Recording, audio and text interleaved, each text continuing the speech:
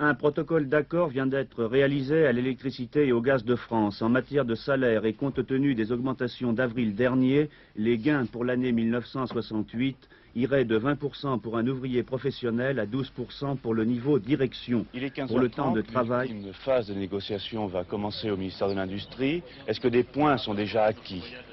Tout d'abord, je voudrais préciser que les négociations qui ont été engagées depuis dimanche dernier ne sont pas, pour des organisations syndicales qui se veulent être sérieuses, une opération du tout ou rien. Par conséquent, nous avons cherché à atteindre le maximum possible les revendications que nous avons déposées. Et dans ce domaine, un certain nombre de points sont acquis en matière de salaire, réduction du travail et conditions de travail. Certes, elles ne sont pas entièrement satisfaisantes, bien sûr, mais telles qu'elles se présentent, elles constituent quand même un acte positif. Est-ce que vous pouvez nous rappeler les points sur lesquels vous êtes tombé d'accord? Il n'y a pas à proprement parler d'accord. Il y a des propositions sur lesquelles nous considérons qu'elles sont de nature à permettre un débat positif pour terminer. Monsieur, vous représentez les cadres, quelle est votre impression? Et mon impression, d'abord, une première impression, je n'ai un climat bon.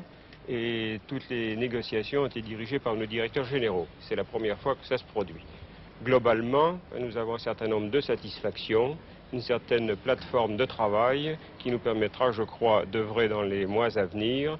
Particulièrement, je crois que le fait syndical est maintenant bien reconnu et les problèmes de formation permanente et de formation professionnelle pourront avancer maintenant rapidement.